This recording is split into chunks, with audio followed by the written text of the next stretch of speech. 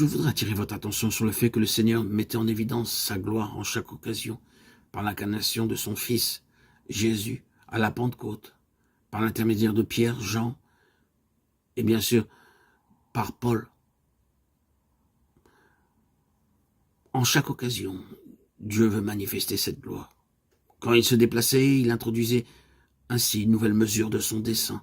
Toutes ces choses étaient des étapes conduisant vers le dessein de Dieu à travers les âges, et chaque étape était confortée par une nouvelle vision de la gloire du Seigneur dans la vie de ceux qui étaient les instruments de Dieu. C'est pourquoi, dans le cas des prophètes, des apôtres, leur ministère était le ministère de la grandeur et de la gloire du Seigneur. C'est aussi cette vision de la gloire de Christ qui façonna le caractère et donna du sens et de la force à la présence du peuple de Dieu ici-bas dans ce monde.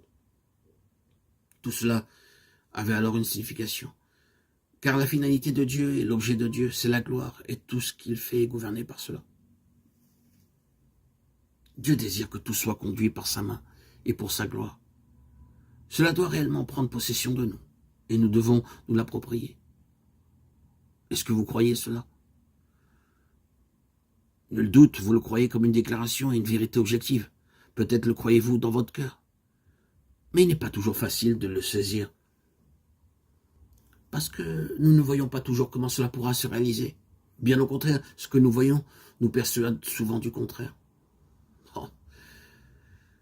Que le Seigneur nous saisisse, vous saisisse et me saisisse avec cela individuellement et comme faisant encore avec son peuple, là où nous sommes. Oui, ce qu'il fait, ce qu'il permet, est sous le contrôle de cette loi et de ce principe. Tout doit être pour sa gloire. C'est ce qu'il a en pensée et ce qu'il fera, car finalement, il ne sera pas contrecarré dans la réalisation de son dessein. Il est vrai qu'en considérant les prophéties d'Ézéchiel, nous voyons suffisamment de choses qui semblent contredire cette gloire. Mais vous ne pouvez pas ignorer le fait que cette gloire fut révélée dès les premiers chapitres.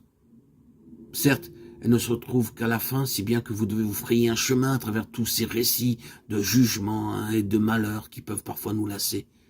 Mais pour finir, vous disiez que Dieu se manifeste en prenant les choses en main. Il nous était dit que dès le commencement, tout était gouverné par la gloire. Dans tout ce qui arrive, tout ce qui doit être dit jusqu'au bout, c'est la gloire de Dieu qui gouvernera. Elle est là, comme le fondement même de tout.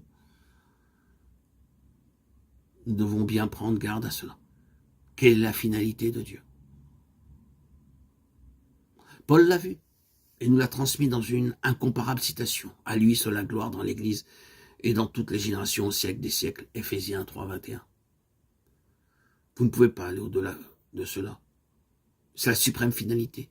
Dans toutes les générations au siècle des siècles en Jésus-Christ. Amen. Alléluia. Gloire à Dieu au plus haut des cieux et paix sur la terre aux hommes qu'il aime. À toi, Seigneur, tout honneur et toute gloire pour les siècles des siècles.